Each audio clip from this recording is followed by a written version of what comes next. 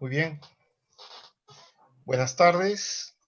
Bienvenidos, bienvenidas a todos, a todas, a este tercer conversatorio en torno a la muestra Quipus, nuestra historia en nudos, que se realiza en el Museo de Arte de Lima. En esta ocasión tenemos el agrado de estar acompañados de tres colegas especialistas en el estudio de Quipus, José Carlos de la Puente Luna, Manuel Medrano y Nelson Pimentel. Ellos, desde sus propias investigaciones, se suman a la discusión sobre la vigencia y el uso específico del sistema de cuerdas anudadas en los Andes, tanto en el Perú como en Bolivia, durante la colonia y posteriormente. Desde Edimburgo, Texas y Cochabamba, se reúnen hoy para participar de este conversatorio Mali, Historia detrás del color, quipus coloniales y postcoloniales, donde a través del uso de fuentes escritas, etnográficas y quipus físicos abordarán, entre otros temas, la relevancia del uso del color y las conexiones específicas entre las propiedades climáticas y la producción de significados de tipo no numérico. Asimismo, cada caso de estudio nos da la oportunidad de abrir nuevas ventanas por las que más luz puede ingresar al interior de la caja en la que nos encontramos, desde donde investigamos o sintetizamos temas como los quipus andinos y su vínculo con nuestras historias y el presente mismo. Nuestro primer invitado es Manuel Medrano. Mani es licenciado en Matemáticas Aplicadas por la Universidad de Harvard. Actualmente es investigador doctoral en el Departamento de Antropología Social en la Universidad de St. Andrews en Escocia, donde sus investigaciones se centran en el uso de metodologías cuantitativas para el estudio y el desciframiento de los quipus andinos. Mani realiza estudios de quipus físicos en museos y colecciones privadas a nivel mundial para varios proyectos de digitación y catalogación. Participa del proyecto de exhibición en el Mali, coautorando uno de los artículos de la publicación digital con Gary Hurton, donde ambos desarrollan un estudio sobre los quipus del archivo del Valle del Santa, que hoy también es materia de su presentación. En su nuevo libro, El Milenio Quipu, próximo a publicarse en Editorial Planeta, Mani ofrece un panorama general sobre los quipus, así como una visión digital del desciframiento de los mismos. Hoy nos presenta el estudio de los quipus coloniales, físicos, transcritos y digitales. Bienvenido, Mani. Tienes 20 minutos. Muchas gracias, Julio. Voy a compartir la pantalla.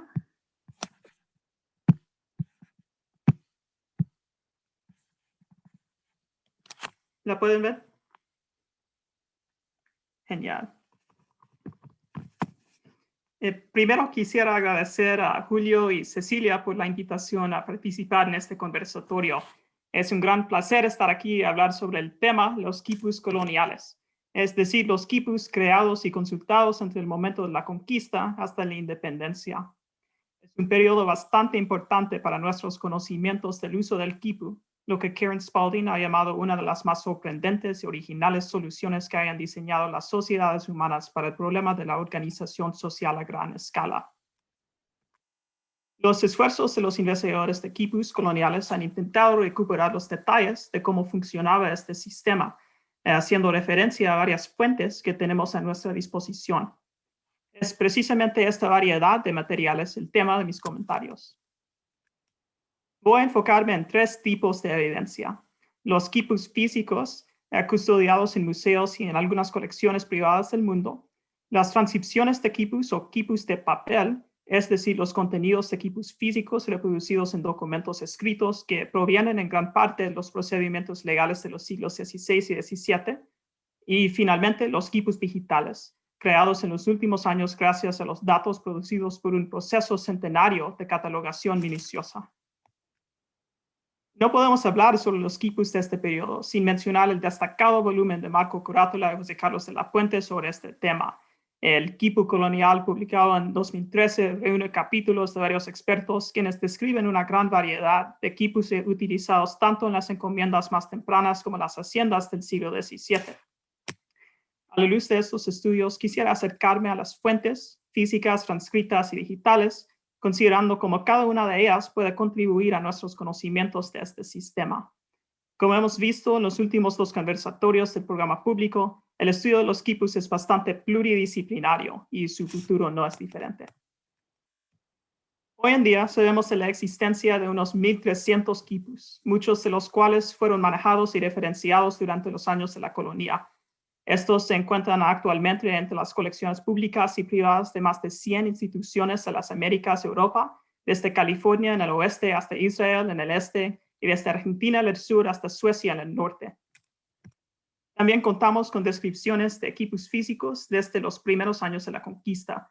Por ejemplo, en 1533, Hernando Pizarro describió que al traer a su destacamento cargas de leña o ovejas o maíz o chicha, los administradores del depósito quitaban de los nudos de los que lo tenían a cargo y los anudaban en otra parte de sus quipus. Unos pocos años después, en 1544, el curaca de una encomienda llamada Chincha en la costa sur peruana mostró al contador general Agustín de Zárate ciertas cuerdas de 2 en 2, la una blanca y la otra amarilla, con unos nudos atrechos, y dijo que lo amarillo era cuenta del oro y lo blanco cuenta de la plata, y que cada par de cuerdas dijo que era la cuenta de lo que había dado en un tributo en un año. Estas huellas archivísticas de quipus físicos han contribuido a investigaciones en museos, acercándonos a géneros hipotéticos como quipus de bienes, labor o información calendrica. Hace 80 años, el investigador argentino Andrés Radamés Altieri escribió que la clasificación de los quipus seguiría siendo el más importante e inmediato de los problemas inherentes a su estudio. Pero por el momento quisiera enfocarme en los avances que nos ha proporcionado el estudio minucioso de los quipus físicos, con un énfasis en 6 ejemplares coloniales exhibidos en la muestra de Mali. Estos quipus son entre los más importantes en la historia del estudio académico de los quipus, atribuible a los trabajos de su cuidador, el sabio investigador italiano Carlos Radicati di Primeglio, quien en 1952 entregó una tesis titulada sobre 6 quipus peruanos, ya exhibida en el Mali, a la Pontificia Universidad Católica del Perú. En su introducción al estudio de los quipus, publicado por primera vez para 1950, Radicati introdujo 8 quipus aún inéditos al mundo, enfocándose en la descripción minuciosa de 6 de ellos en su colección que, según su conocimiento, provenían de una misma tumba del Valle del Santa en Ancash. Produciría diagramas exactos de estos ejemplares, haciendo por primera vez comparaciones entre sus propias siglas de registro y las de los investigadores extranjeros, como el argentino Altieri, el americano Leland Locke y el sueco Edvard Nordenskjöld. Presentó sus observaciones sobre los quipus en el primer Congreso Internacional de Peruanistas en 1951, lo que ayudó a planificar como miembro de su comisión organizadora. La introducción al tema serviría como trampolín para la mayor obra interpretativa de Radicati, publicada en 1964 y titulada La seriación como posible clave para descifrar los quipus extranumerales. En este trabajo examinó estos 6 quipus como un archivo precolombino, desarrollando la idea de seriación o grupos de cuerdas separadas por espacio o color y llamando la atención a que llamó sus paralelismos. Sería pionero en identificar aún los detalles más diminutos de sus cuerdas, la inclusión de hebras de cabello humano, mechones de lana y hilitos rojos, verdes o azules. Estos avalarían su hipótesis de que otros quipus habrían podido expresar ideas extranumerales por medio de un gran potencial combinatorio de signos. Hoy en día sabemos más sobre estos 6 quipus, en gran parte debido a las tecnologías aún no disponibles a Radicati durante sus tempranos estudios.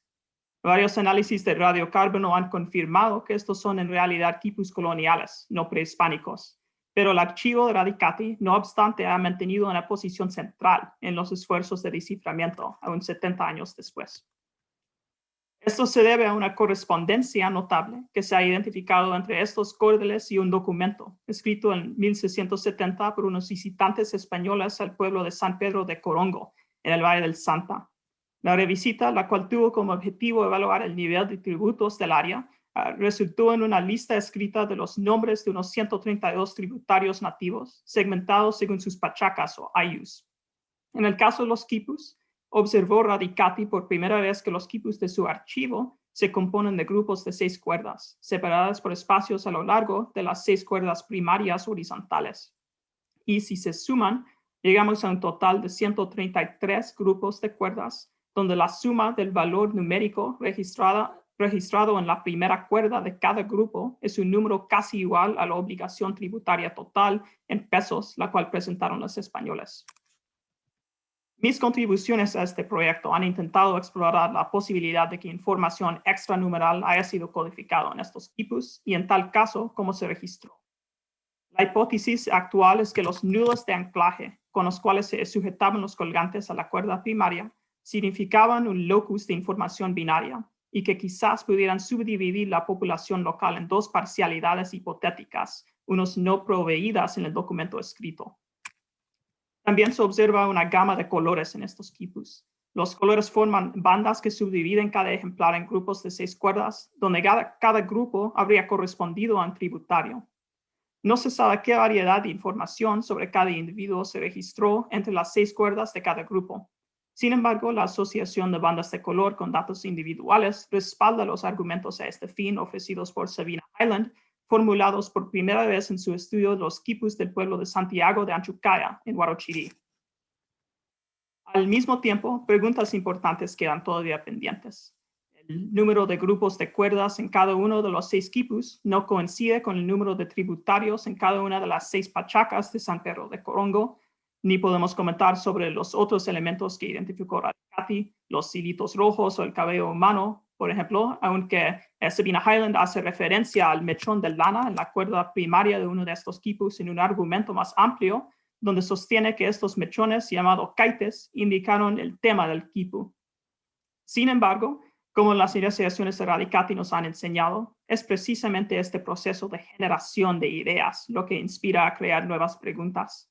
Sus exploraciones de seriación en los quipus deben considerarse como un verdadero sustrato de las investigaciones modernas sobre otros elementos extranumerales en ejemplares coloniales, ya sean el orden de las cuerdas, sus torsiones, sus colores o la orientación de sus nudos. Como se ha aludido en los casos de Hernando Pizarro y la encomienda de Chincha, las fuentes escritas conforman algo inestimable. Pero hay un subconjunto de estas que quisiera describir con más detalle. Aquí me refiero a transcripciones de quipus o quipus de papel producidos por un evento de traducción intersemiótica colonial que involucró un quipu camayuc, un intérprete y un escribano. Leído en voz alta en quechua aymara, en gran parte durante los siglos XVI y XVII, los córdeles informaron enunciados que fueron traducidos al español y escritos en documentos, de los que por lo menos unas docenas de ejemplares sobreviven en archivos suramericanos y europeos. Por lo que sabemos, la mayoría de estos encuentros se realizaron en contextos legales y administrativos. La publicación realizada por Waldemar Espinosa Soriano de unos documentos asociados con una prueba de méritos preparada por los Huancas, un grupo étnico del Valle de Mantaro que formó en muchos aspectos una alianza con los españoles durante la conquista, inspiró el primer estudio de los quipus de papel. En 1975, John Murrah identificó unas llamadas etnocategorías en una transcripción de córdeles entre esos documentos, deduciendo la estructura de los quipus originarios. Desde entonces, estudios similares han desarrollado nuestro conocimiento de otras categorías de información en los quipus físicos. Por ejemplo, los escritos de Franklin Pease, María Rostroworski, Carmen Arrayano, Andrés Chirinos Rivera, Mónica Medelius y José Carlos de la Puente. Otros estudios como los de Carmen Beatriz Loza, Rocío Quispe Agnoli y Ofelia Guamanchumo en la Cuba nos han brindado una mirada al uso de los quipus en la colonia temprana. Asimismo, trabajos como los de Lidia Fossa y Galen Broca han facilitado búsquedas para las huellas de quipus en los documentos más famosos de esta época. Es sobre esta última clase de investigación que quisiera comentar por un momento, porque un nuevo enfoque en la traducción de quipus ha revelado otras pistas acerca del uso del quipu colonial. Por ejemplo, Curátula y de la Puente han estudiado el uso de granos de maíz, piedritas y otros objetos como instrumentos de calculación que ayudaron en la lectura del quipu, enfocándose en un juicio de residencia de 1581 en la provincia de Lucanas, describen un proceso de negociación activa entre los quipu camayo, llegando a, en sus palabras, conceptualizar los quipus como parte de un proceso dinámico antes que como artefactos inertes. Inspirado por su metodología, he explorado la posibilidad en un nuevo artículo de que algunas transcripciones de quipus contengan huellas del proceso original de lectura de las cuerdas, en la forma de correcciones hechas en los documentos por los escribanos. En general, muchos documentos del periodo colonial no nos dicen si son originales o copias producidas por asistentes anónimos. Es por esa razón que he intentado identificar enmiendas que hubieran podido ser preservadas a través del copiado. Vemos por el momento un ejemplo. Hay una corrección curiosa en una transcripción de 1558 del testimonio encordado de uno de los caciques principales de los Huancas, el mismo grupo étnico que estudiaron Murray y Espinosa Soriano hace unos 45 años. Los nombres de 3 productos registrados en sus quipus, puercos, gallinas y maíz, se añadieron al documento después de la redacción de su declaración inicial.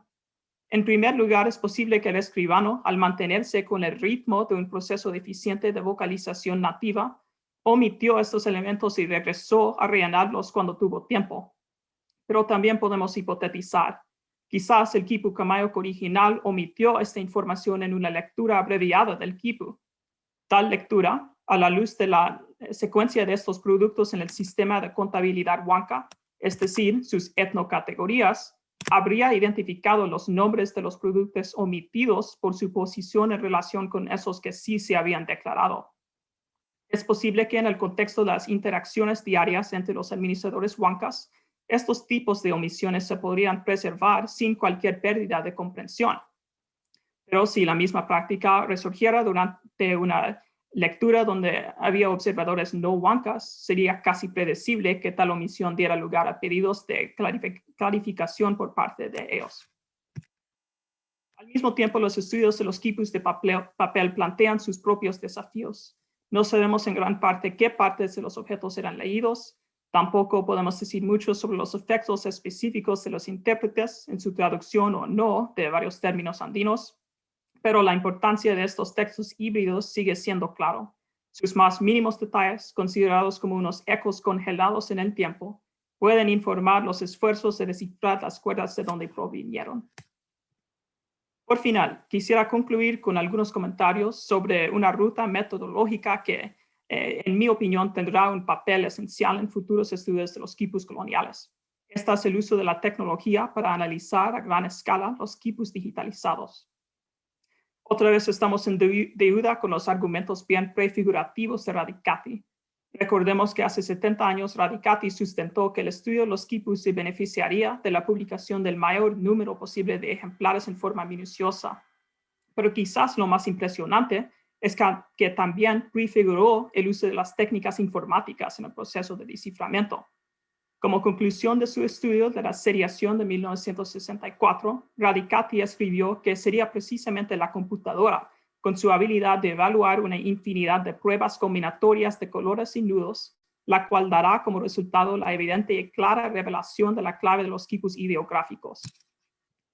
En los casi 60 años transcurridos desde su llamada, una gama de investigadores, tanto peruanos como extranjeros, han intentado implementarla en el estudio computacional de los quipus físicos. Llamaría la atención en particular al ingeniero y estadístico Hugo Pereira Sánchez, quien se dedicó a la catalogación de unas muestras de quipus del Museo de Sitio de Pachacamac y del Museo Nacional de Arqueología, Antropología y Historia de Perú como parte del llamado Proyecto Quipu. El análisis detallado de los quipus ya digitalizados del Museo Nacional, gracias a los trabajos de Alejo Rojas y colegas, ha demostrado el potencial de considerar sus bases de datos no solo como medios de preservación, sino también como objetos útiles de investigación en sí mismos. En un próximo estudio he denominado estas tendencias un giro agregativo en el estudio de los quipus, y quisiera darles unos ejemplos de las posibilidades que podrá abrir la afirmación de esta metodología agregativa. Una gran muestra de los llamados quipus de papel, por ejemplo, se ha compilado por los investigadores finlandeses Martti Parsinen y Jukka Kiviharju en el Archivo General de Indias en Sevilla. La digitalización y análisis lingüístico del corpus, lo que se da cuenta en el mismo próximo estudio, ha hecho posible una visualización panorámica de estos quipus de papel. Un mapa de su distribución geográfica y la cantidad de ejemplares correspondientes a cada ubicación revela una diversidad notable, y quizás una que podamos yuxtaponer con la preservación más limitada y en su mayoría en zonas costeñas de los cordeles físicos.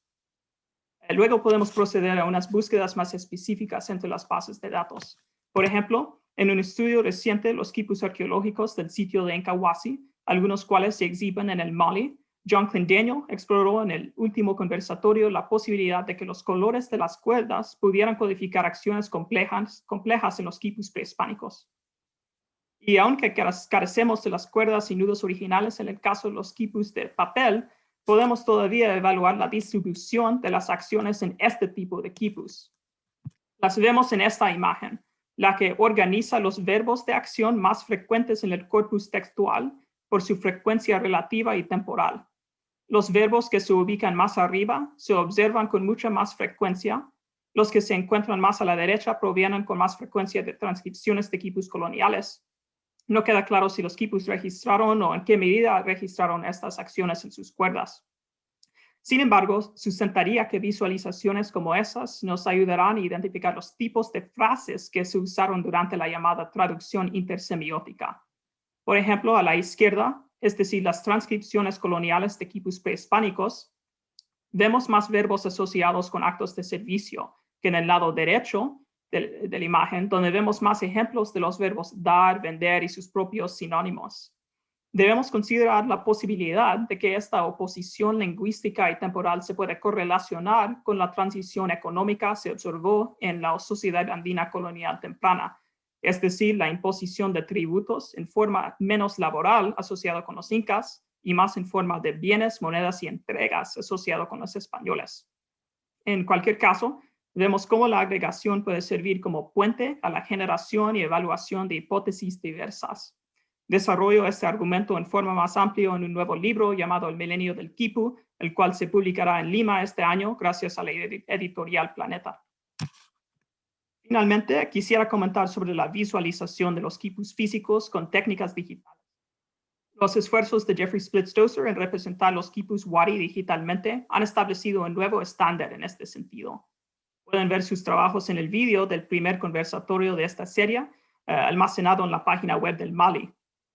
En el caso de los quipus de estilo inca, muchos de los cuales sin duda provienen de contextos coloniales, el llamado Quipu Field Guide de Ashok Khosla ofrece diagramas detallados de unos centenares de ejemplares. Con eso, espero que mis breves comentarios hayan proveído una vista panorámica de cómo tres tipos de fuentes, quipus físicos, transcritos y digitales, pueden contribuir de distintas maneras a los esfuerzos de desciframiento. Pero quizás lo más importante es considerar las oportunidades que plantean su sinergia en los años que vienen. Debemos mirar hacia el futuro como uno donde llegaremos finalmente a nuestro momento Rosetta. Fue Radicati quien hace 70 años nos invitó a dejar esta pregunta al tiempo: el desciframiento de los quipus, los cuales en su estimación encierran más arcanos que el rostro mismo de la esfinge egipcia. Gracias. Muchas gracias, Manny, por tu presentación.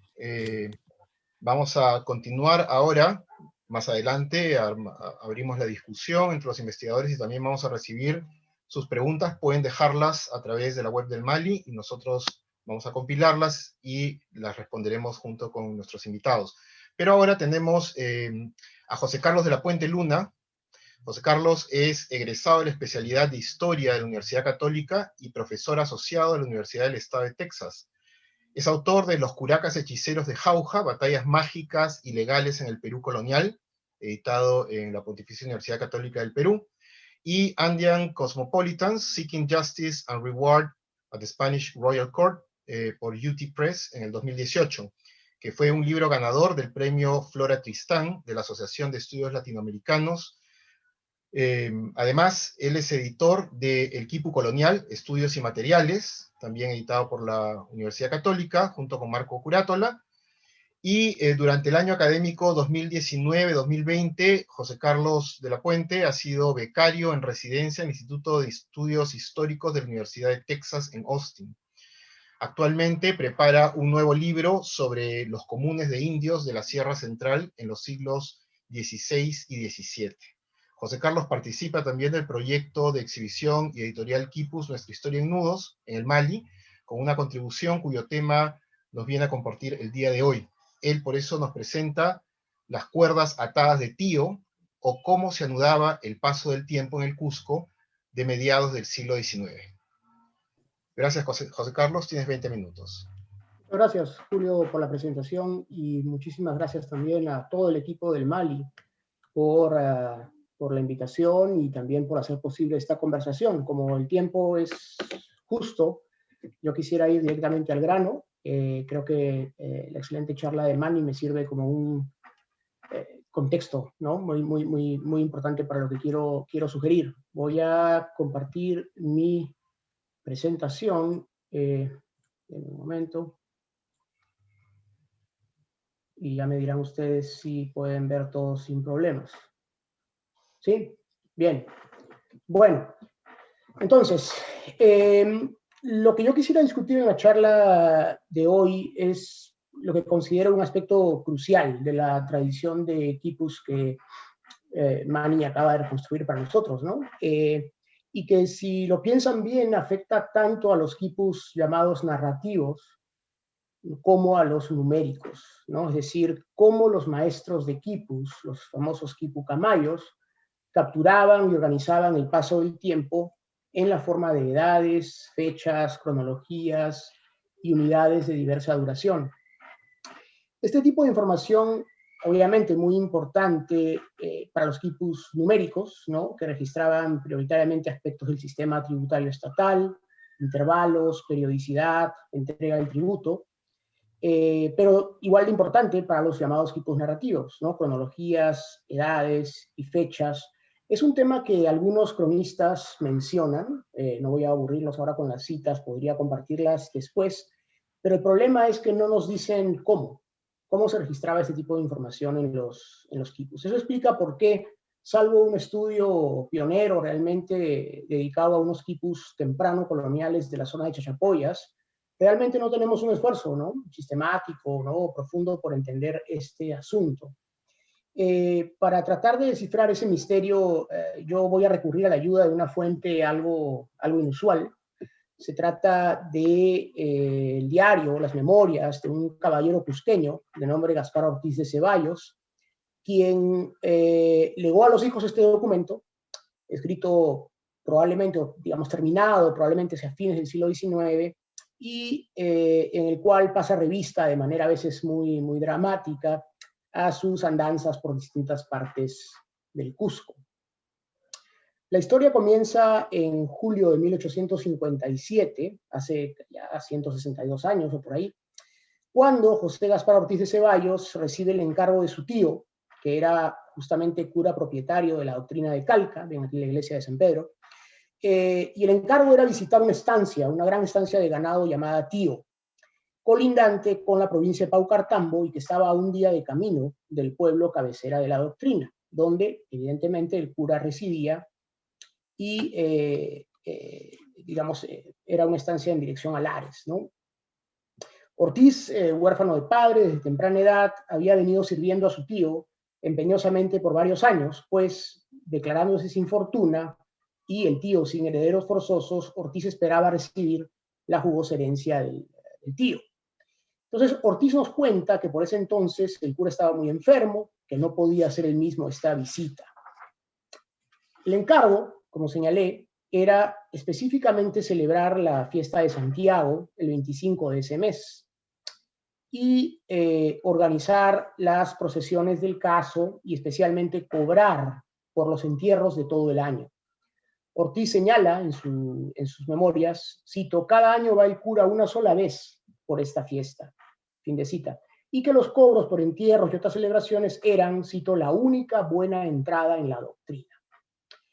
Esto sucedía, por supuesto, también en otras partes del Cusco, ¿no? El absentismo de los sacerdotes, la desidia de muchos curas cusqueños y los cobros excesivos por derechos parroquiales, a veces llamados obenciones o aranceles, eran, por supuesto, un viejo problema.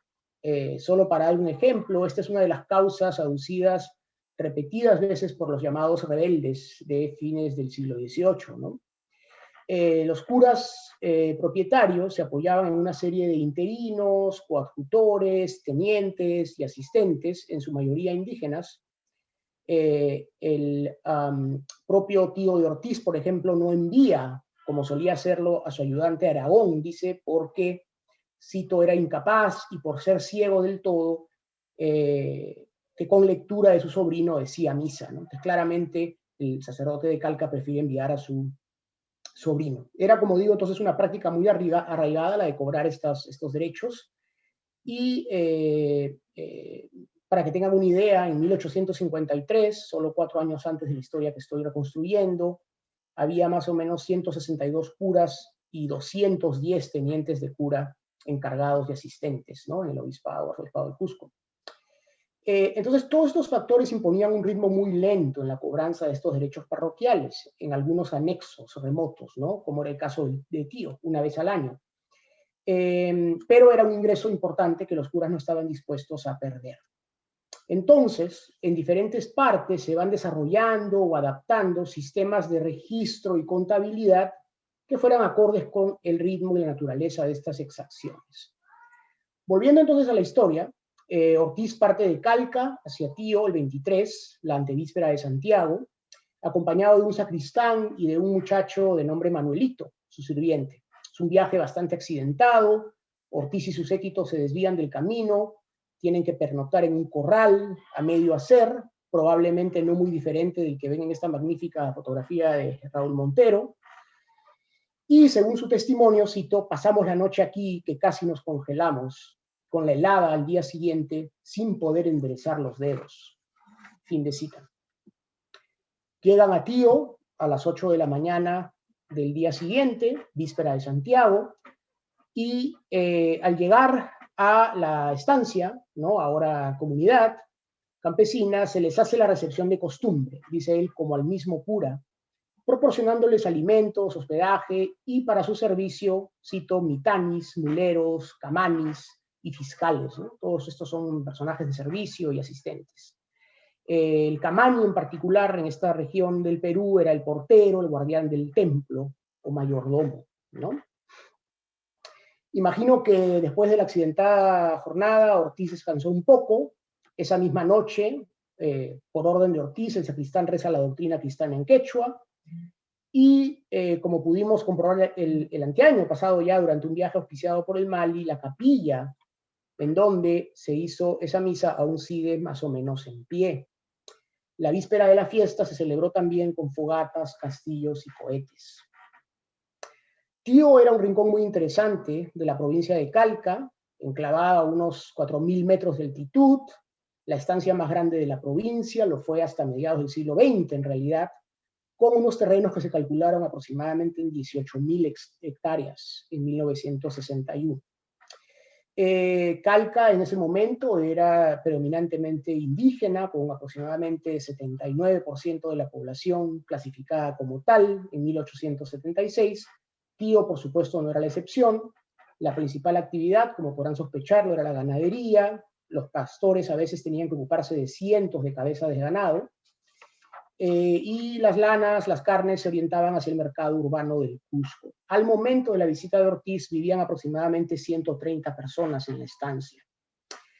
Bueno, de vuelta al viaje, a la mañana siguiente, día de la fiesta, con la capilla bien aderezada, se celebra misa y se reza la doctrina cristiana otra vez. Las celebraciones continúan los días consecutivos y, de acuerdo con el testimonio de Ortiz, se celebraron varios matrimonios. Quizá lo más importante para nosotros, Ortiz continúa, cito, diariamente habían bautismos de 20 a 30 infantes que les echaban con agua. Ortiz y el sacristán preguntaban, cito, qué edad tenían y en qué mes habían nacido. Como ya intuirán, según Ortiz, los obreros o mayordomos, ¿no? Uno por cada una de las dos parcialidades o sectores en que estaba dividida Tío, daban, cito, cuenta exacta de esta información en quipus. Los obreros desplegaron también una serie de quipus en donde habían llevado cuenta de los muertos de la comunidad. En cuanto al primer grupo de quipus, Ortiz explica que se trataba de un método relativamente simple. Podría pensarse que sencillamente se contabilizaban meses y días, pero Ortiz dice claramente que se preguntaba el mes en que había ocurrido el nacimiento y la edad. Reforzando esta idea, Ortiz agrega que los obreros de Tío, cito, saben qué meses tienen 31 días y qué mes 30, porque tienen un modelo que conservan en cada año, de cada año, que es un archivo. Fin de cita. Esto nos lleva entonces indefectiblemente a considerar que antes que una simple cuenta de meses y días, estamos ante un calendario de algún tipo. ¿Qué sabemos sobre quipus y calendarios? Bueno, algunas de las respuestas las encontramos no tanto en la cronística, sino en los famosos quipus eclesiásticos, ¿no?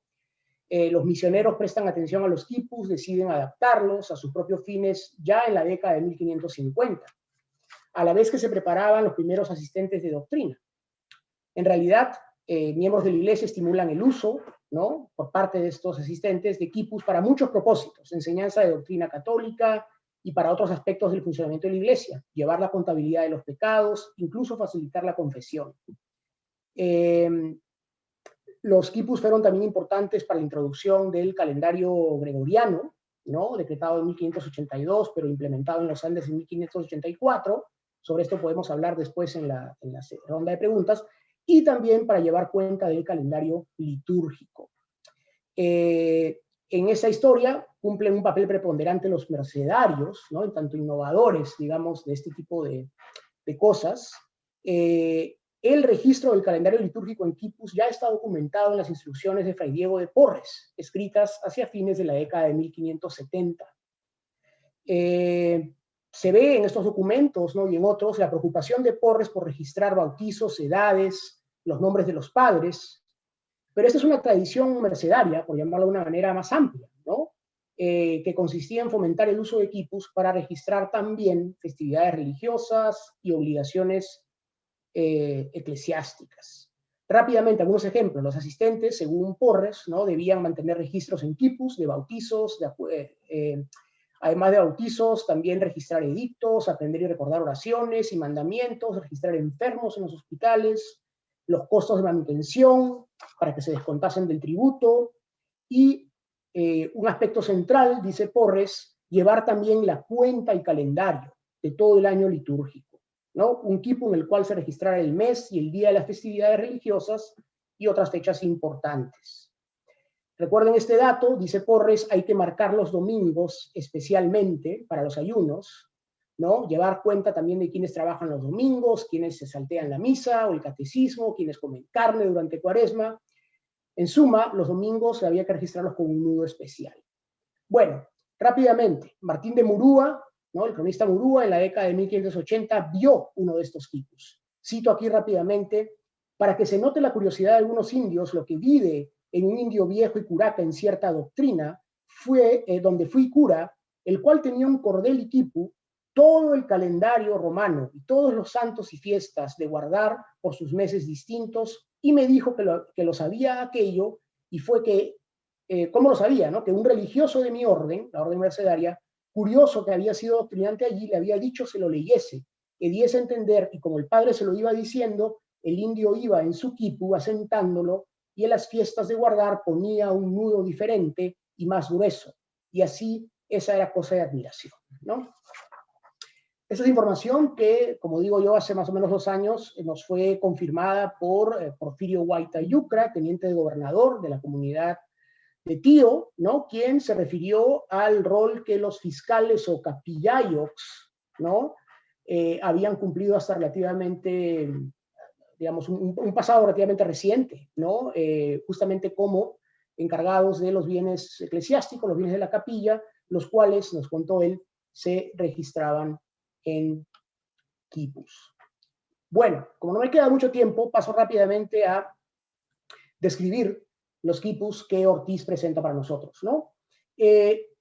Para representar los nacimientos y las edades, nos dice Ortiz, cada mes era representado con un cordón delgado. Los nudos simples representaban los días. Los domingos, recuerden el dato de Porres, ¿no?, se anudaban, dice él, con un hilo alrededor de los cordones de los meses. Según esa descripción, me parece que hay 2 posibilidades. Esta es una de ellas, ¿no? La primera, un quipu por cada parcialidad. Recuerden que solo había 2 parcialidades en Tío. existen antecedentes importantes en la literatura, ¿no? Por ejemplo, el trabajo de Frank Salomon para Tupicocha, ¿no? Este es uno de los posibles modelos. El otro es este, que hubiera un quipu por cada niño. Y aquí también hay antecedentes, digamos, que vienen de la etnografía, que podrían confirmar este modelo, ¿no? En ambos casos, los domingos, ¿no? se anudan de manera diferente, un hilo alrededor de la cuerda, ¿no es cierto? Y con una serie de operaciones aritméticas relativamente sencillas, en realidad, ¿no es cierto? Uno puede determinar la fecha, ¿no? Establecerla, o registrar, mejor dicho, debería decir, la fecha de nacimiento, la fecha de bautizo, y también la edad, ¿no es cierto? En meses y días de cada uno de los niños, otra vez, ¿no? Cuyos datos han sido registrados en los quipus. Este, por ejemplo, es un ejemplo hipotético, ¿no? Un niño nacido el 15 de octubre del 56, bautizado el 26 de julio del 57, de 9 meses y 7 días de edad. Pero como recordarán, Ortiz menciona también que había un quipu de los muertos, ¿no? Un quipu de los difuntos. Y aquí el color, por supuesto, va a jugar un papel preponderante. Lo que dice Ortiz es que los muertos de la comunidad, dice él, en todo el año, es decir, desde la fiesta de Santiago hasta la siguiente fiesta de Santiago, o sea, de julio a julio, se utilizaba un código de colores para distinguir entre 6 categorías censales o demográficas. Quienes están familiarizados con la documentación colonial habrán reconocido ya estas categorías, ¿no? Como típicas de los padrones eclesiásticos y de los padrones de tributo. Como digo, lo interesante aquí es que los quipus permiten, otra vez, no solo registrar con nudos simples y con hilos los años y los meses, sino también distinguir entre estas categorías a través de una serie de colores. Brevemente, la categoría viudos, por ejemplo, representada con el color negro, la categoría viudas, dice él, con azul oscuro, casados, celeste con blanco, casadas, blanco con colorado, solteros blanco, solteras colorado, párvulos celeste, párvulas morado. Sería interesante de repente discutir después cómo estos colores se pueden relacionar entre sí también, es decir, si estas son combinaciones aleatorias o en realidad hay aquí una especie de gramática del color, ¿no? Para representar determinadas categorías, vamos a decir, derivadas a partir de categorías fundamentales. Dice Ortiz, los cordones estaban atados como rapacejo, es decir, como flecos, ¿no? Muy pegados, son estas bandas de las que hablaba Manny hace un momento, y como digo, dice Ortiz, cada rapacejo representa la edad de un difunto, los nudos, los años que tenía el finado, y si es de meses, del nudo prenden hilos pequeños de cuántos meses tenía el finado. Concluye Ortiz su relato, cito, así es que es una estadística de hilos bien formada y ordenada, sin duda tiene buen origen este sistema de quipus, por donde se registra en el archivo que existe en la sacristía lo pasado. No olviden que la finalidad última de estos quipus no era registrar en realidad, sino permitirle al sacerdote o a su representante cobrar los derechos parroquiales. Entonces Ortiz nos dice que se cobra a 4 pesos por párvulos, a 2 pesos si son de 2 meses, 1 peso, etc. Es decir, estas categorías estaban relacionadas con una cantidad a pagar. Y, dice él, cerrando ya su descripción de estos quipus, pagan muy puntualmente. Los que no tienen dinero pagan en torillos, chuño blanco y negro, hasta en cholitos y cholitas. Dice que por un entierro me dieron una cholita de 4 años, poco más o menos, que recibí para mi esposa. Julio, ¿cómo vamos de tiempo? ¿Se me acabó el tiempo? ¿Cómo? Prosigue, José Carlos. Muy bien. 10 minutos, 5 minutos más. Perfecto, entonces termino ya con las conclusiones. ¿Qué podemos, extraer de esta información? ¿Por qué es importante esta información? ¿No? Creo que es importante porque señala diversas sendas para futuras investigaciones, ¿no? Y además también genera una serie de interrogantes por responder, ¿no? Por un lado, nos permiten volver a una serie de expedientes sobre quipus de papel, como decía Manny, ya conocidos, y reevaluar algunos todavía desconocidos, ¿no? Acerca de la codificación de fechas importantes del calendario litúrgico, así como su conexión con las obligaciones en trabajo y especie asociadas con estas celebraciones. Como dije, los estudiosos se han mostrado cautos acerca de este tipo de relación, ¿no? Desechando la primera opción y aceptando la segunda, sugiriendo además que los quipus calendario descritos por Murúa y otros fueron abandonados a comienzos del siglo XVII. Me parece que en ciertos contextos sucedió precisamente lo contrario. Las cantidades cobradas por bautizos, por entierros y otras ocasiones similares requerían el registro de fechas y edades, como creo haber demostrado, y que esto se pudiera además hacer en quipus, ya sea o en escritura alfabética o en una combinación de ambos. Piensen, por ejemplo, en las famosas tablas padrón, ¿no? Segundo, los cordeles de tío también son importantes para ahondar nuestra comprensión de ciertos testimonios del siglo XVII, ¿no? Que vinculan la confesión católica en la campiña cusqueña, pero también en otras áreas, con los quipus. Según algunos de estos testimonios, los feligreses podían registrar sus pecados y sus ofensas en quipus, a veces a lo largo de una vida entera, en preparación para el sacramento de la confesión. Es probable que algunos de los mecanismos y de las convenciones presentes en los cordeles de tío se usaran también para llevar el registro de los pecados en los llamados quipus confesionales. En particular, es quizá la forma como se registraban ciertos eventos y fechas para recapitularlos después durante la confesión anual. Sabemos que se usaban colores y pequeños objetos como huesos, plumas y piedritas para recordar la naturaleza de ciertos pecados, y con la información de tío, me parece, podemos sugerir que también se registraban fechas.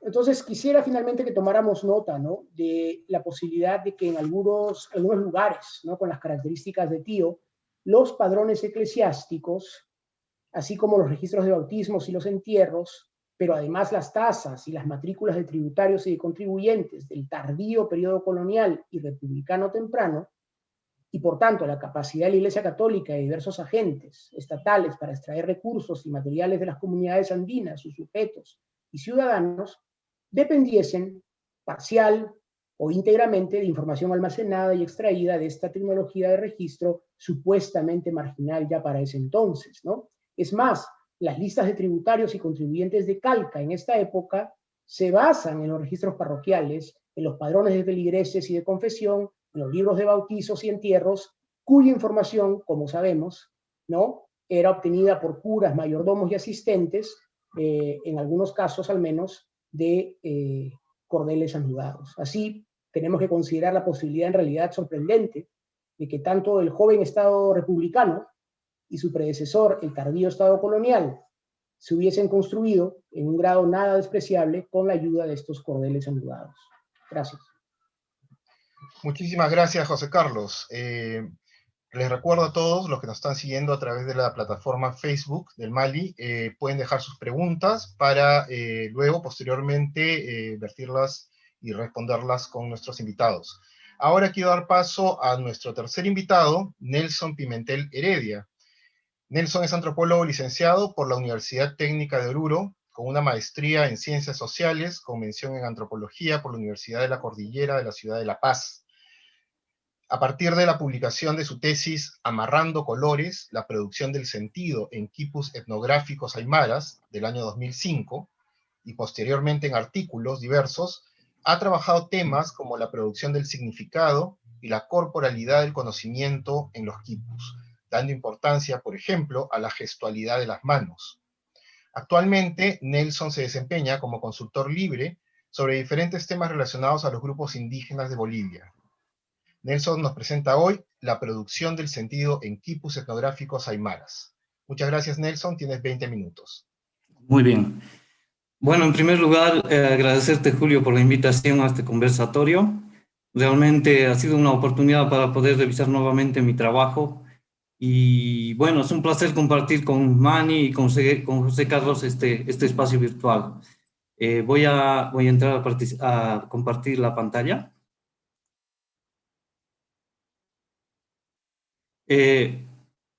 Muy bien, a ver. Sí. No encuentro. A ver, vamos nuevamente.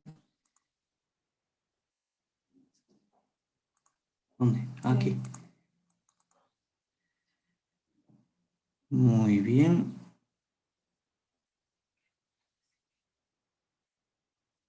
Muy bien. Presentación. Perdón un momentito. Desde el principio. Muy bien, aquí estamos. Muy bien, ¿se observa bien la pantalla? ¿Está bien el audio?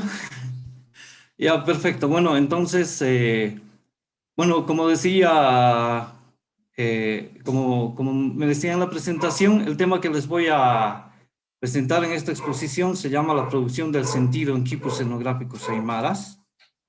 Es un trabajo que ya lo he hecho hace bastantes años en base a descripciones de dos señores de origen aymara, don Mario Crispín del departamento de Oruro y don Domingo Jiménez de Norte Potosí. Como ustedes pueden observar, en los quipus de don Domingo solo se presentan dibujos. Eso es porque don Domingo no ha presentado ningún quipu material y sus descripciones se basan en recuerdos que él tiene de básicamente dos quipus que se manejaban en su comunidad en épocas pasadas. Don Mario Crispín, al contrario, basa sus descripciones en réplicas de quipus originales construidos en lana que se utilizaban para enviar mensajes de una comunidad a otra, ¿no? Los originales de estos quipus se encontraban en posesión de dos ancianos quipucamayos, que eran los últimos depositarios de este conocimiento. Estos quipus se habían utilizado desde la época de la colonia hasta más o menos los años 1950, aunque esta fecha no es muy precisa, ¿no? En una zona que comprende la cordillera de los Azanaques y Negro Pabellón en el departamento de Oruro. En otras ocasiones, don Mario también refiere como límites las localidades de Venta y Media y Peñas en el mismo departamento de Oruro. Bien. Por el tiempo corto que tenemos aquí en el conversatorio, me voy a concentrar solamente en las descripciones de don Mario Crispín en base al que denomino quipu cosecha que ustedes tienen en pantalla. Muy bien, ahí tienen la fotografía y un esquema más o menos fiel al quipu ¿no? Le he denominado quipu cosecha porque don Mario Crispín afirma que este quipu gira sobre el tema de la cosecha. ¿De acuerdo? Bien, con ese pequeño preámbulo, entonces pasaremos a describir rápidamente la estructura de este quipu. Ustedes pueden ver cómo la cuerda principal trenzada es, o más bien la cuerda principal está trenzada de varios colores. Eso significa que es el malcu, la máxima autoridad de la comunidad, quien envía el quipu. Si esta cuerda fuera torcida solamente, dice don Mario, sería una autoridad de menor rango quien envía el quipu. ¿De acuerdo? Bien, respecto a las cuerdas colgantes, podemos ver que todas tienen colores enteros, ¿no? Así, colores que ya tienen ciertos significados asignados. La cuerda azul significa el agua. La cuerda guinda significa las enfermedades de los animales. La cuerda morada significa la pelea, la guerra. El rosado significa la fiesta. El verde significa la cosecha. Y el color rojo, que no está muy visible aquí, significa los animales comestibles. Digamos que es importante el rojo. Y hay otros muchos colores para los cuales don Mario hace descripciones de sus significados, que no están presentes en este equipo. Bien, otros elementos importantes de las cuerdas colgantes son el grosor, la longitud y la torsión. El grosor de las cuerdas colgantes significa la cantidad, ¿no? La cuerda gruesa, como esta cuerda verde, que es bastante gruesa, significa mayor cantidad, y las cuerdas delgadas, que en este equipo se ven un poco hacia la derecha, significan menor cantidad, ¿no? Aquí vamos a imaginarnos que las cuerdas colgantes son más bien una especie de contenedores huecos que contienen cierta cantidad, ciertas sustancias más bien. Estas sustancias vienen a ser los significados de los colores de las cuerdas colgantes. Bien, la longitud significa el tiempo, la cuerda larga significa el tiempo largo y la cuerda corta el tiempo corto. La torsión de las cuerdas se utiliza para significar elementos de una misma categoría, generalmente eso. Por ejemplo, la cuerda roja significa animales comestibles, y con el torcido a derecha se podría significar las llamas, y con el torcido a izquierda se podría significar las ovejas. Bien. En este punto cabe hacer una aclaración importante, que si bien los colores de las cuerdas colgantes ya tienen significados, estos significados están inactivos. ¿Ya? Son los nudos, que hay varios nudos, y los que denomino amarres, que son estas conjunciones de cuerdas, los que van a activar los significados de las cuerdas colgantes. Es decir, actúan como una suerte de interruptores. ¿De acuerdo? Bien, entonces pasaremos a hablar de los nudos en primer lugar.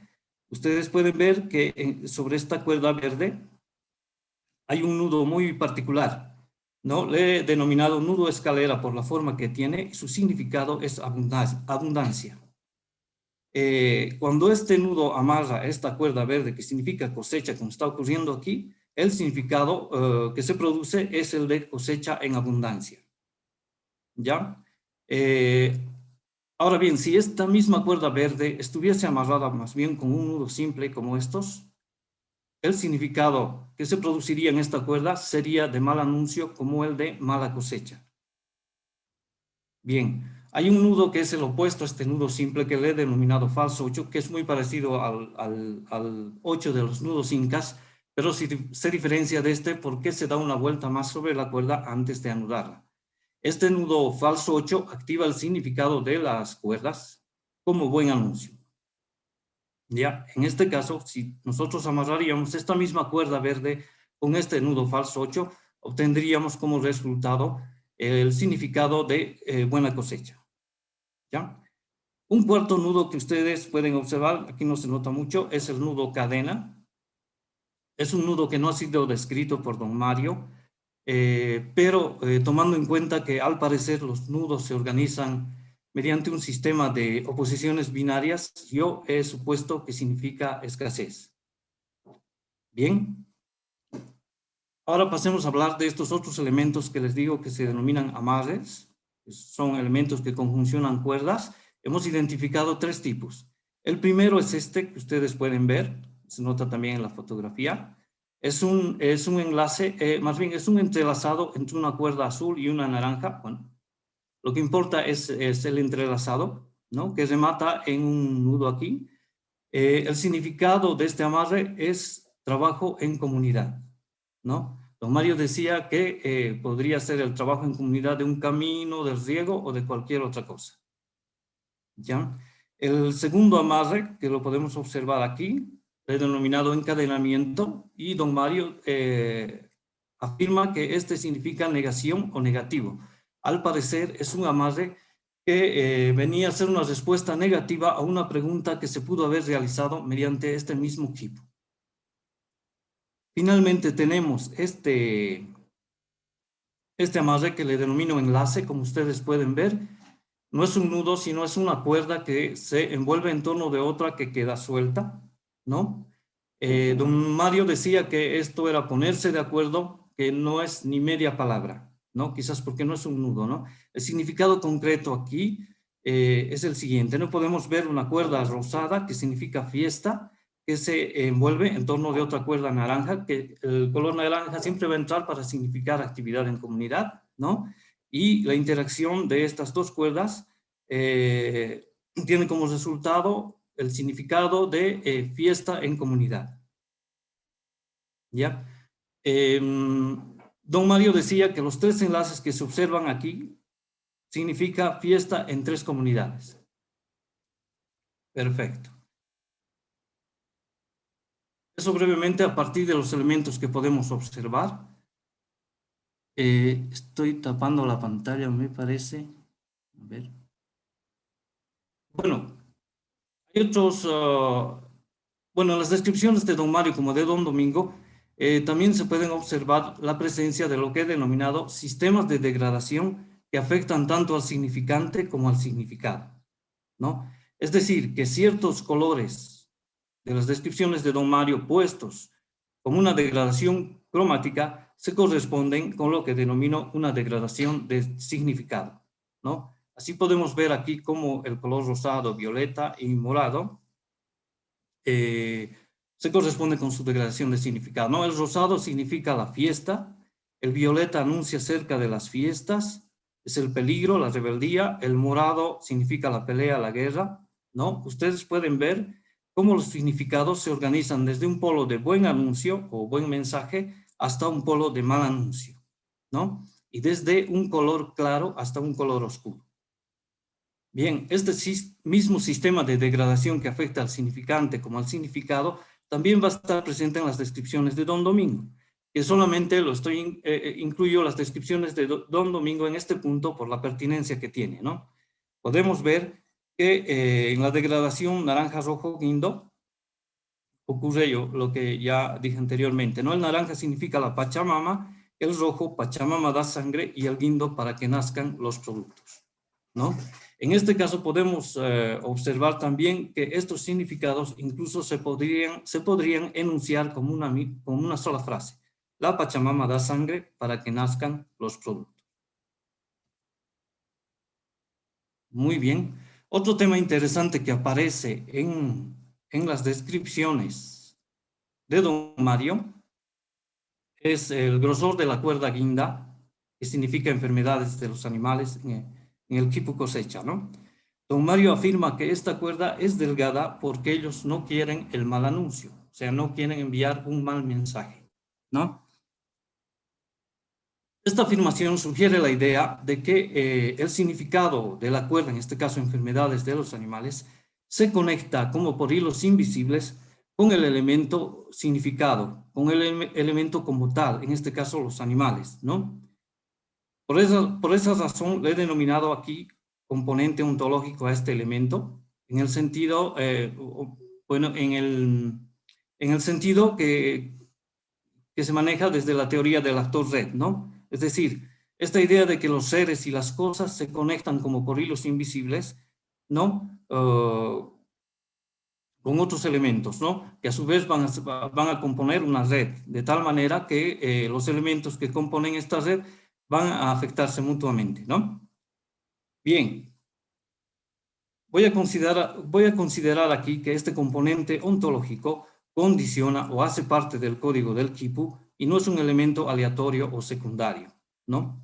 Es decir, la cuerda guinda tiene que ser delgada porque ellos no quieren el mal anuncio, ¿no? Se está condicionando el código. Bien, ahí en esta diapositiva podemos observar los nudos descritos por Don Mario. Ahí se nota más claramente el nudo falso 8 y también la estructura del nudo cadena, ¿no? Bien, ya hemos visto cómo los nudos y los amarres actúan sobre las cuerdas colgantes activándolas, pero vamos a ver que no todo se puede amarrar y hay ciertas restricciones, ¿no? Don Mario particularmente señala esta restricción para la cuerda roja, que significa los animales comestibles. Él dice que esta cuerda generalmente no se amarra, porque como dice aquí, amarrar el caito, la cuerda roja, es matar animales. Otra vez podemos ver la presencia de este componente ontológico, esta idea de que el significado de la cuerda, los animales comestibles, se conecta como por hilos invisibles con los animales comestibles como tales, de tal forma que al amarrar con un nudo simple como este, se estaría matando los animales. Bien, puesto que existe esta restricción y que si se diera el caso que se tiene que enviar un mensaje sobre esta cuerda roja, o sobre su significado más bien, los animales comestibles, se tiene que recurrir a un nuevo código. No sé si se ve o lo estoy tapando. No sé si se ve arriba. Sí se ve. ¿Se ve? ¿Se ve la cuerda principal? Sí. Sí, ya, perfecto. Es que aquí tengo unos iconos. Bien, les decía que para poder enviar el mensaje que no se puede mandar sobre la cuerda roja mediante este nudo, se debe utilizar otro código que se denomina nudo de peligro, pelea, guerra, que como ustedes pueden ver, consiste en dos cuerdas que se amarran juntas, dos cuerdas discontinuas más bien, que se amarran juntas mediante un nudo simple, ¿no? En este caso concreto vemos una cuerda roja que significa los animales comestibles, como dije anteriormente, y la cuerda blanca que aquí actúa de manera neutral, no tiene un significado específico, ¿ya? Cuando el destinatario del quipu observa observa más bien este código, pregunta, dice Don Mario, ¿por qué este peligro hay? Entonces, el que llevó el quipu recién responde que los animales se han muerto o se han perdido o cualquier otra cosa. Como se puede ver, el significado final del mensaje no aparece inmediatamente, sino el significado que aparece en primera instancia es el de peligro, ¿no? Bien. Otra vez podemos ver cómo este componente ontológico va a condicionar el código del quipu. Como no se puede amarrar sobre la cuerda roja directamente, se tiene que crear un nuevo código que es el nudo de peligro, pelea, guerra. Muy bien. Más allá de lo dicho anteriormente, vamos a ver que este código, este nudo de peligro, pelea, guerra, se va a utilizar para producir nuevos significados a partir de la conjunción de dos cuerdas colgantes de colores distintos. En este caso, más bien, don Mario da un ejemplo concreto con la cuerda guinda, que significa enfermedades de los animales, y la cuerda azul, que significa el agua. Amarrarse estas dos cuerdas de la manera que ya hemos mencionado, se produce el significado de peligro. El agua está contaminada para los animales. Bien.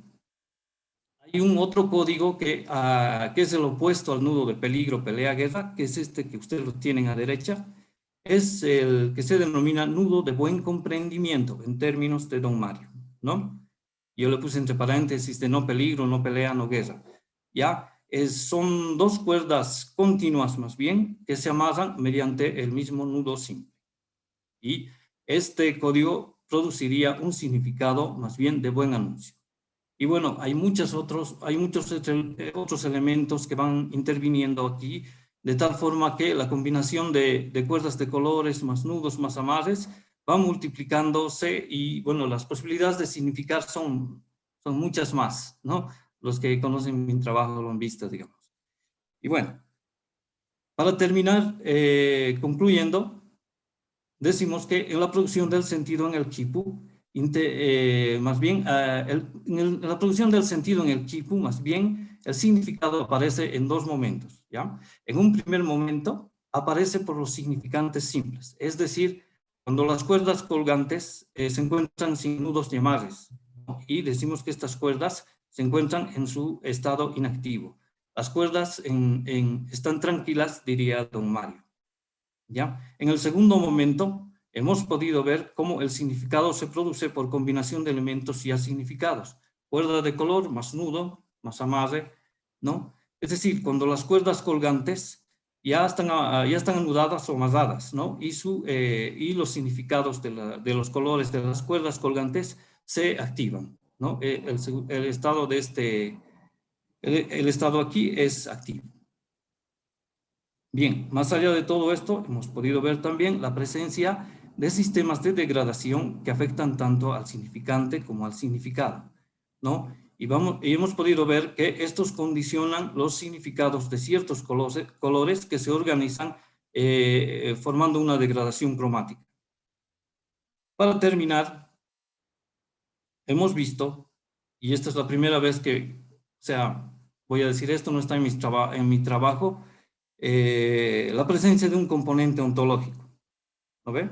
Y lo hemos visto a partir de dos ejemplos concretos, ¿no? Del grosor de la cuerda guinda, que tiene que ser delgada, porque no se quiere el mal anuncio, no se quiere enviar un mal mensaje, ¿no? Y por otro lado, la imposibilidad de amarrar la cuerda colgante roja, ¿no? Directamente, sino que para ello se debe utilizar otro código que es el nudo de peligro, pelea, guerra.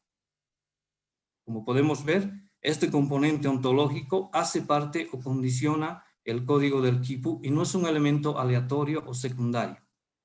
Finalmente, voy a decir que este componente ontológico debería considerarse en los estudios, en lo posible, en los estudios de quipus precolombinos, quipus incas, quipus coloniales o cualquier otro. Y con esto he terminado mi participación. Muchas gracias. Muchas gracias, Nelson. Bueno, pasamos entonces a conversar entre ustedes. Si es que alguno de ustedes de repente quisiera tener la palabra y empezar una conversación, que puede englobar de alguna manera las tres intervenciones. A mí me parece, les agradezco en un principio a los tres por acceder a participar de este conversatorio, y creo yo que después de escucharlos, pues refuerza, digamos, ideas y comentarios que también estamos compilando a través de las preguntas, ¿no? Y es darnos cuenta de que en época colonial y postcolonial, pues, y probablemente también quizás en época prehispánica, el color tuvo una importancia grande en la manera como se anotaba y se creaba significado en los quipus, pero los casos que vemos hoy día, y sobre esto podríamos empezar a hablar, pues nos permiten ver que todo pareciera, digamos, estar muy focalizado en localidades, ¿no? Es decir, en archivos concretos o en un conjunto de quipu camayocs que debían conocer de alguna manera los términos de codificación, ¿no? O si es que esto era pues el producto de un quipu camayo con sus propios códigos y que tenía probablemente algunas semejanzas, pero también variantes con respecto a otros contemporáneos. No sé si alguno de ustedes quisiera de repente responder a este comentario. ¿Sí? José Carlos, quizás. Sí, bueno, he visto que hay varias preguntas en realidad giran en torno a esta dicotomía que acabas de plantear, ¿no? Y como historiador quizá podría decir que hasta cierto punto es una falsa dicotomía en el sentido de que los quipus tienen una larguísima historia y han pasado por momentos, sobre todo cuando están asociados a estados expansionistas, por momentos de estandarización, de homogenización, ¿no es cierto?, donde ciertos códigos parecen ser comunes o difundirse por áreas muy, muy amplias, y han pasado también por otros momentos, digamos, en que el proceso es el contrario, es el opuesto, ¿no? Es decir, como digo, quizás no hay que pensarlo en términos de una cosa o la otra, es decir, existe un único código o en realidad no existen códigos comunes, sino pensarlo más bien, como digo, como un tema que tiene que ver con qué se registra, por qué se registra y quiénes son los interesados en registrar. Cuando lo piensas de esa manera, lo que ves es que en realidad, como digo, se puede trazar, ¿no?, una serie de etapas en la evolución, digamos, del uso de quipus, que a veces, como digo, responden a un intento por homogeneizar y a veces en realidad responden a particularidades, ¿no es cierto?, a tradiciones locales, a elementos que llamamos idiosincráticos, ¿no? Y creo que en estas tres presentaciones hemos visto una combinación de todas esas cosas, ¿no? Difícil hablar de una sola llave, digamos, que va a abrir todas las puertas en realidad, ¿no? También Sí. pienso que añadiría que en la colonia temprana también vemos bastante variación. Por ejemplo, en la encomienda de Chincha, que he descrito en mis comentarios, había pues amarillo significaba allí una cosa y blanco significaba la plata, pero no podemos decir ciertamente que todos los quipus usaron ese sistema para hacer la codificación de oro y de plata, porque en los museos no vemos quipus que son enteramente amarillos, por ejemplo, o enteramente, en algunos casos blancos, pero no podemos decir lo mismo para los quipus amarillos. Entonces, y también en el caso de las etnocategorías, Carmen Arellano ha estudiado, por ejemplo, la variación en las etnocategorías en muchos de los quipus de papel más famosos desde el inicio de la colonia, pero también he encontrado que hay también más variación entre los lugares, aunque concluya que en muchos casos también podemos ver relaciones muy similares también en otros aspectos del registro de información en diferentes lugares. Gracias, Manny. Nelson, creo que querías Sí, agregar algo. Sí. sí, bueno, no sé si entendí bien la pregunta, justo se me estaba yendo la señal, pero decía si era una creación individual o eran códigos compartidos, algo así, ¿no?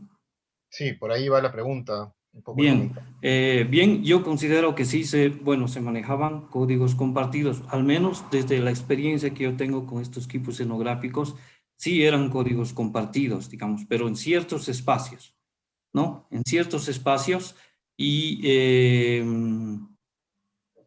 considero, respecto de lo que decía Manny, también que no existe, digamos, una estandarización del manejo de los significados de los colores. No creo que exista eso. Y de mi trabajo he visto otros quipus que no pude, por el tiempo corto que tenemos aquí, no pude describirlos, que son, por ejemplo, los quipus que describe don Domingo Jiménez, que uno de ellos tiene un sentido más ritual, ¿no? Es un quipu que sirve para hallar animales, pero los significados de las cuerdas ya son distintos, ¿no? Sin embargo, creo que existen ciertas formas de organización en los quipus que quizás se podrían encontrar en diferentes grupos y en equipos de diferentes tiempos, ¿no? Por ejemplo, esta idea de los sistemas de degradación cromática que van desde los tonos oscuros a claros. Estaba recordando justamente la participación de Lynn Daniel y justamente como que agarraba esta idea de lo claro y lo oscuro, ¿no? Que está presente también en los equipos que él ha estudiado. Me pareció muy interesante y parece que es en mi trabajo le llamé como lógicas andinas, que parece tener una extensión más grande todavía, ¿no? Eso. Claro. Y otro tema interesante, creo yo, es el problema digamos, que hemos podido escuchar en alguna de las intervenciones, es cómo se nombra, cómo se traduce, cómo se anotan las categorías en contextos de colonia, ¿no? Y a esto incluso algunas personas en sus preguntas, por ejemplo, atribuyen a cuando investigamos sobre algún tipo de transcripción de quipus que se hayan hecho en el pasado, y muchas veces esas transcripciones son imprecisas o no son del todo correctas, ¿no? Y la necesidad, algunos dicen, de tener que regresar a la fuente original, ¿no? Obviamente no todos tenemos el privilegio de poder tener los quipus en la mano y poder regresar a esa fuente y poder hacer una mejor transcripción. ¿Qué opina usted de esto, digamos, de lo que es nombrar, categorizar, traducir, transcribir, ¿no? Son varias acciones, de alguna manera, que nos alejan de alguna forma del dato original o de la metodología original de anotar información en los diferentes atributos de un quipu. ¿Qué opinan sobre esto? Pues mira, se conecta con lo que te iba a comentar hace un momento, que es que hay que entender que los quipus siempre han convivido con otros sistemas de registro, pero a partir de 1532 conviven con, ¿no?, la escritura alfabética. Entonces, en ciertos contextos, la escritura alfabética se superpone, digamos, a estos códigos que hemos estado discutiendo, ya sean, digamos, códigos ampliamente difundidos o códigos muy particulares, y justamente la escritura alfabética conecta todos estos códigos de manera, si quieres tú, directa o a veces indirecta. Es decir, se genera una necesidad de registro. Por ejemplo, necesitamos registrar bautizos, matrimonios y defunciones. Se genera la necesidad de registrarlos de una cierta manera. Entonces, importa poco en realidad si es que el color X significa esto aquí y significa una cosa diferente en otra parte, si es que al final esos registros terminan siendo traducidos a la escritura alfabética. Es decir, la escritura alfabética termina conectando estos códigos y dándoles una cierta unidad, incluso, ¿no es cierto?, en contextos en que no serían mutuamente inteligibles. Entonces, la segunda pregunta que planteas va un poco por ese lado, es decir, todo documento que uno ve que los ha mencionado Manny, por ejemplo, en su presentación, de una manera u otra se basan, ¿no es cierto?, en declaraciones de quipu camayos, ¿no es cierto?, que podemos asumir tenían los quipus en ese momento frente a sí, esconden, encierran, ¿no es cierto?, una serie de procesos muy complejos, ¿no?, de transmisión de información, al punto que,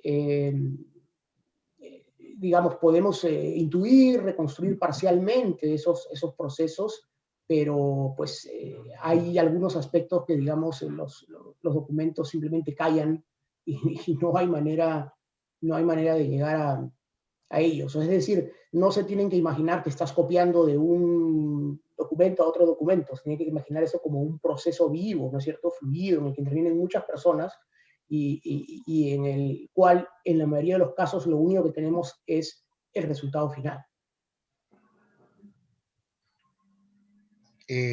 Nelson, tengo un comentario para ti, o una pregunta, de repente ahora con un poco más de tiempo, ¿podrías explicarnos o comentarnos un poco más quiénes son don Mario Crispín y don Domingo Jiménez? ¿Qué rol juegan, digamos, dentro de sus comunidades? Ah, ya. Bueno, en primer lugar, con quien yo más he tenido relación es con don Mario Crispín, que lo conocí desde el año 1994, ¿no? Este señor había estado, como decía al principio, había estado en contacto con dos ancianos que tenían, pero él decía, cientos de quipus guardados en sacos y los sabían leer y eran los últimos depositarios de ese conocimiento, ¿no? Don Mario quiso adquirir esos quipus, quiso comprarles, quiso hacerles trueque con productos y demás, pero los ancianos no le quisieron dar nada, ¿no? Entonces, en esas circunstancias, lo que hizo don Mario, que era también de una comunidad cercana, fue aprender a leer y a construir estos quipus, ¿no? Entonces, la información a la que yo he podido acceder es, digamos, al conocimiento que adquirió don Mario de estos ancianos que eran los quipucamayos originales, digamos, ¿no? Estos quipus habían entrado en desuso ya hace mucho tiempo, ignoro las razones, pero aquí me quisiera mencionar algo justo por lo que decía José Carlos, ¿no? Cómo los quipus interactúan, digamos, durante la época de la colonia, los españoles los utilizaron como parte de su administración, como tributos, etcétera, ¿no ve? En los juicios también, etcétera, los quipus fueron utilizados. Estos quipus que se manejaban en esta zona que les comento, se manejaron de manera secreta. Es decir, no formaron parte de la administración colonial. Es tanto así que hay un quipu que es más pequeño, del cual no he hablado, que tiene un solo significado que es Sartañani, que en Aymara quiere decir nos levantaremos, ¿no? Es un quipu pequeño que se llevaba como parte de la ropa y según dice don Mario, los españoles no se daban cuenta del mensaje que se estaba enviando, ¿no? Bueno, pasando al otro señor que es don Domingo Jiménez. A don Domingo lo conocí al formar parte de un proyecto de investigación. No lo conocí mucho, estuve un año trabajando en ese proyecto, no lo conocí mucho y los datos que tengo de él son, digamos, menores, ¿no? Don Domingo, como les decía, no presenta ningún quipu material, sino más bien él describe lo que recuerda, ¿no? Los recuerdos que tiene de dos quipus que se manejaban en su comunidad. Eran un quipu para hallar animales y un quipu para registrar las genealogías de las familias, ¿no? El quipu para hallar animales tenía un sentido ritual, ¿no? Consistía, o más bien tenía el objetivo de agarrar la suerte o la capacidad procreativa de los animales para que estos tengan más crías, ¿no? Eso. Genial. Gracias, Nelson. Manny, una pregunta para ti. Digamos, ¿cuánto tiempo les tomó poder hacer este clic, esta conexión entre lo que hallaron en el documento en 1670, ¿no? En la doctrina de Corongo, y el quipu físico, los 6 quipus físicos de Radicati? Digamos, ha sido clave, por supuesto, el trabajo pionero de Carlos Radicati y digamos, darse cuenta de estos agrupamientos de 6 cuerdas diferenciados por tonalidades de colores. Pero claro, luego viene la revisión, ¿no? de esta revisita, y digamos, ustedes llevan la investigación un paso más adelante, ¿no? Y logran encontrar esta conexión que hay con la primera cuerda de cada grupo de 6, ¿no? Y su anclaje a la cuerda principal. ¿Cómo logran llegar a eso? Digamos, porque claro, podría pensar mecánicamente, ¿no? O es que aquí ya se involucró algún tipo de software o algún tipo de base de datos que permitió justamente visibilizar más este atributo. Diría que duró algunos años para ver esta conexión exacta entre los quipus y el documento de 1670, pero al mismo tiempo, una de las razones por qué he descrito los trabajos originarios o pioneros de Radicati es en visualizar cómo un ejemplar como esto puede ser parte de una, digamos, cadena de desciframiento al futuro. Bueno, porque Radicati fue el primero en identificar estos grupos de 6 en estos ejemplares, y sus observaciones informaron a investigadores después de él, como los Ashers, los americanos, y después de él, investigadores hoy en día que siguen estudiando estos ejemplares. Entonces, diría que sí, mis esfuerzos en identificar correlaciones potenciales entre los quipus específicos del Valle del Santa y los documentos continúa por medio de interpretar, como nos dijo Radicati, diferentes tipos de potencial combinatorio de los elementos de los quipus, pero al mismo tiempo debemos reconocer y enfrentarnos con la posibilidad de que las hipótesis como estas que he descrito solo nos acerca a la idea más general, que por ejemplo los nudos de anclaje significaban información binaria, y no solo, por ejemplo, los nudos, la dirección de los nudos o quizás otras. Y finalmente, también recomendaría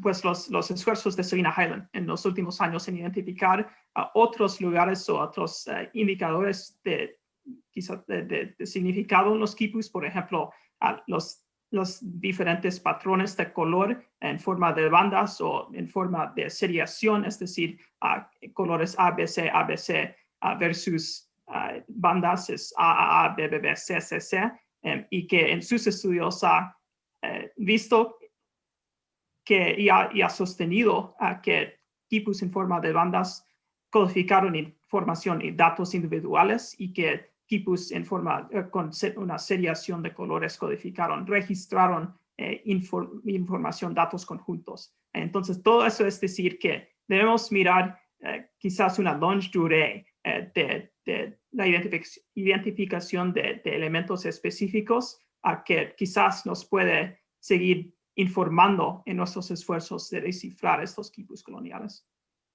Gracias, Manny. José Carlos, tengo una pregunta antes de pasar a las preguntas del público, o es más un comentario, recordando un poco el viaje que hicimos a la comunidad de Tío. ¿Podrías un poco compartir con el público el desenlace de este viaje y lo que encontramos una vez que llegamos? Porque claro, lo que nos cuentas es un poco de tu investigación a partir del estudio del diario de campo. ¿Recuerdas, no? Al llegar, digamos, a esta comunidad y encontrar todo abandonado, la parroquia en abandono y semi-destruida, ¿no?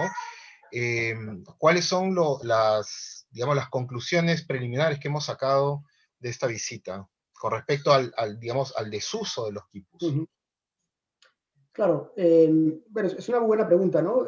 Yo pienso que el viaje nos sirvió como, digamos, un gran recordatorio de que si bien pensamos hoy en día en los quipus como, digamos, elementos en un museo, ¿no? Lo cierto es que los quipus tienen una serie de funciones, ¿no? O han tenido a lo largo de la historia una serie de funciones que cuando cambian las circunstancias, ¿no es cierto? Con las necesidades de registro de información cambian rápidamente, ¿no es cierto? Estas tecnologías pueden caer en desuso. Entonces, Lo que ha pasado en esta comunidad específica de Calca es que ha habido un gran retroceso, ¿no es cierto?, de la Iglesia Católica en la región, y ha sido reemplazada, digamos, por iglesias evangélicas, de manera que muchas de las funciones que los quipus habían, digamos, cumplido en el contexto eclesiástico ya no existen. Es decir, ya no se cobran estas subvenciones, ya no se cobran estos derechos parroquiales, que como digo, se venían cobrando desde el siglo XVI. Como la capilla ha sido abandonada, tampoco existe ahora la necesidad de llevar registro fidedigno de los bienes, ¿no es cierto?, de la capilla, los ornamentos. Evidentemente existen ahora otros mecanismos para registrar, ¿no es cierto?, los nacimientos, las defunciones, no necesariamente asociadas, ¿no es cierto?, digamos, a bautizos o matrimonios o funciones propios de la tradición católica, de manera que la necesidad, digamos, de quipus para ese tipo, ¿no es cierto?, de esferas de la vida comunitaria ha desaparecido.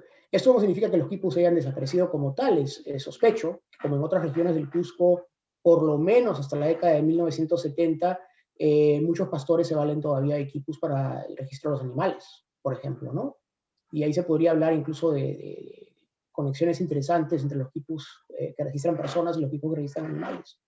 Entonces, no quiero decir con esto que los quipus han desaparecido, ¿no? Quiero decir nada más que los quipus que describe Ortiz estaban, como cualquier otro tipo de quipus, ¿no?, tan vinculados a un contexto específico, ¿no es cierto?, a una dinámica, a un intercambio de trabajo, un intercambio de bienes, tan específica, tan propia de una tradición religiosa, que cuando esa tradición se ha ido extinguiendo, pues la misma necesidad, ¿no es cierto?, de registrar esa información en quipus ha desaparecido también. Entonces, resumiendo un poco esta idea, lo que quiero decir es que por lo menos desde la perspectiva del historiador, lo que importa es entender los contextos vivos, ¿no?, aquellos en los cuales se requiere, o mejor dicho, se vuelve indispensable contar con quipus, pero no significa necesariamente que nos aferremos, ¿no es cierto?, a esto como algo que nunca va a cambiar, ¿no? Evidentemente, los quipus están inmersos, ¿no es cierto?, en una historia de cambios, ¿no?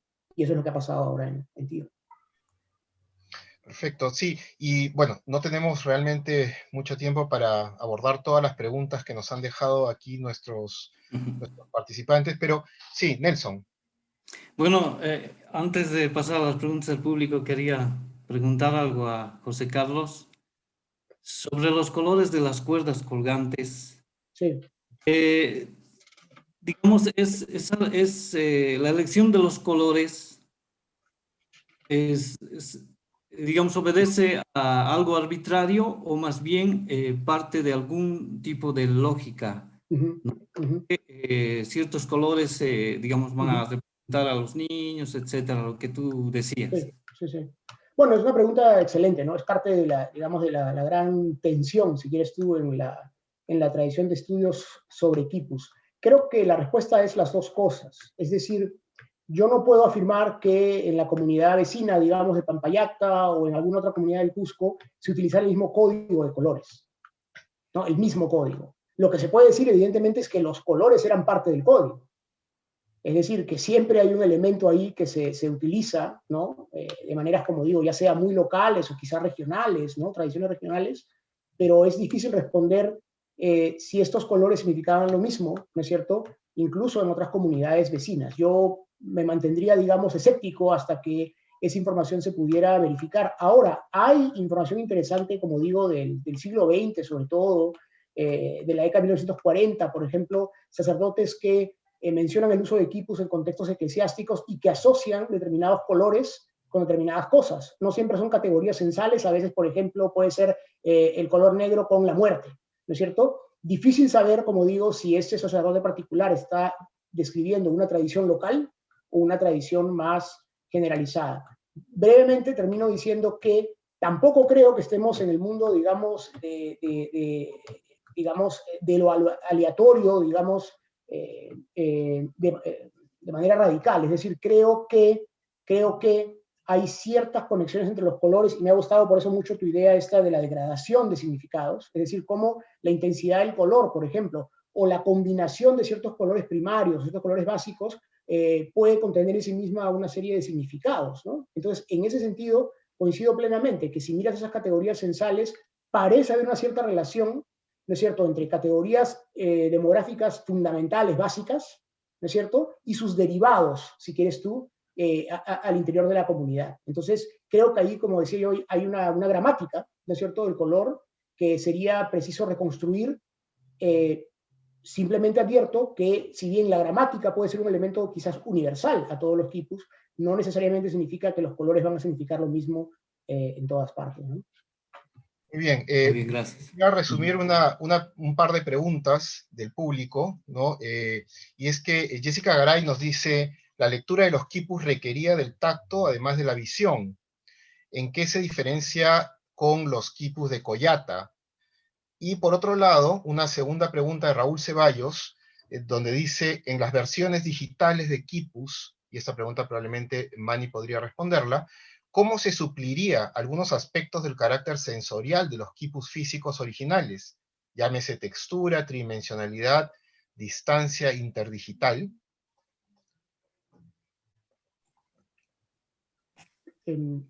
Quizá yo tengo algo que decir brevemente sobre la primera pregunta de Jessica, es una pregunta excelente. Por eso enfatizaba yo, ¿no es cierto?, que desde la, digamos, la instrucción de Porres en 1566 o por ahí en adelante, ¿no es cierto?, se menciona que los domingos tienen que ser anudados de manera diferente.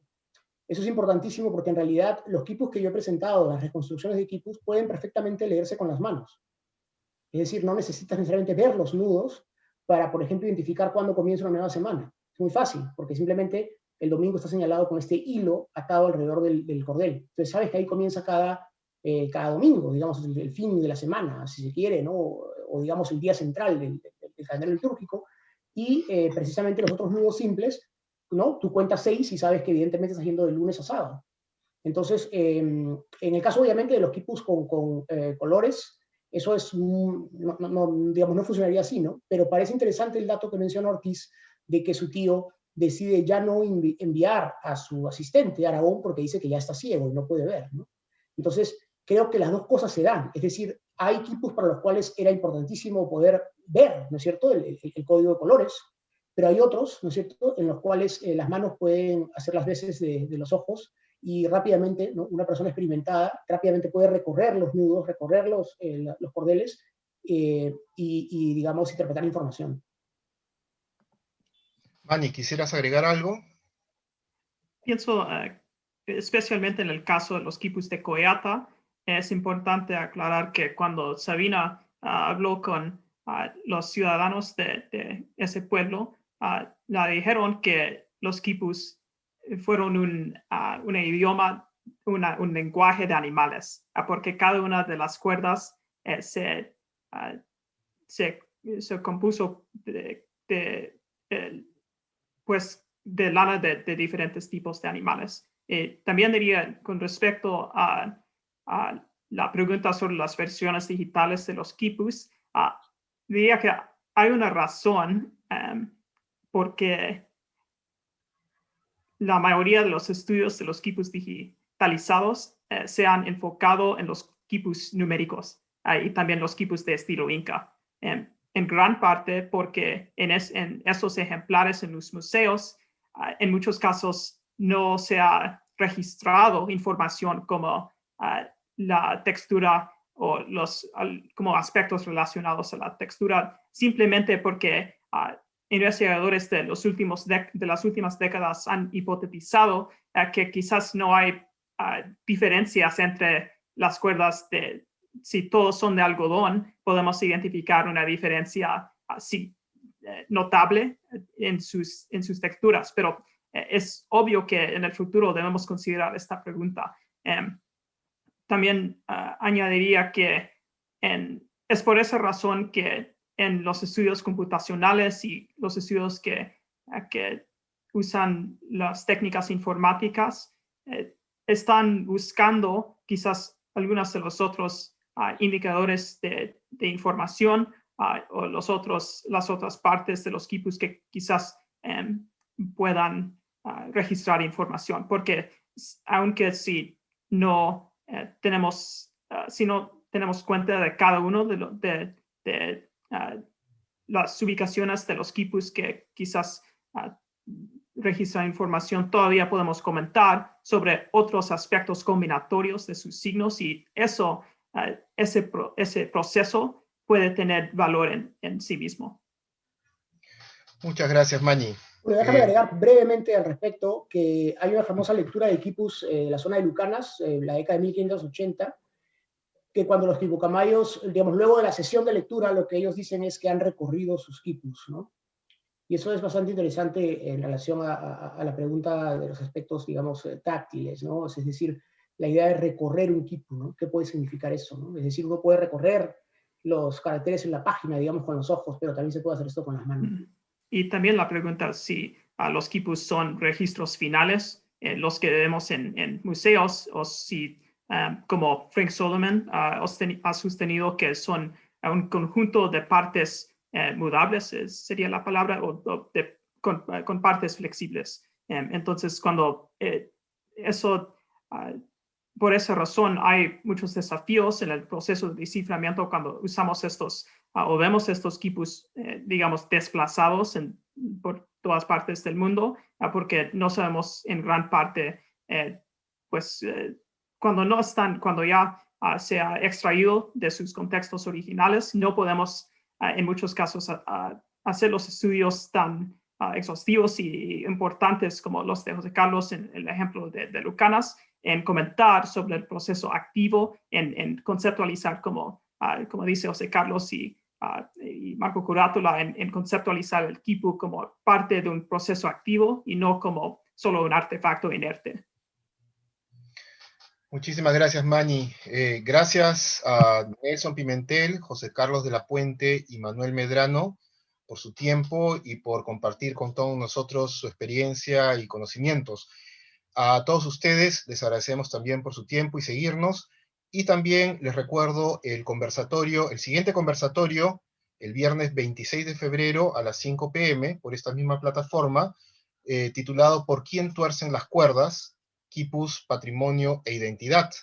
Este conversatorio busca reflexionar en torno al valor histórico y patrimonial de objetos como la tabla quipu de Mangas y los quipus de Tupicocha a partir de un diálogo con miembros de las comunidades que custodian dichos quipus. Si bien ambos objetos tienen antecedentes en la tradición prehispánica, presentan marcadas diferencias formales y funcionales entre sí, propias de los procesos coloniales y adaptaciones a la vida y desarrollo comunitario actual. Para esa fecha participará Rebeca Arcayo, que es profesora de la comunidad de San Francisco de Mangas, y Carlos Rojas Capistrano, subprefecto del distrito de la comunidad de San Andrés de Tupicocha, y moderando tendremos a Cecilia Pardo y a quien habla. Con esto queremos despedirnos y agradecerles a todos ustedes por estar aquí y participar con nosotros. Será hasta nuestro próximo conversatorio. Gracias.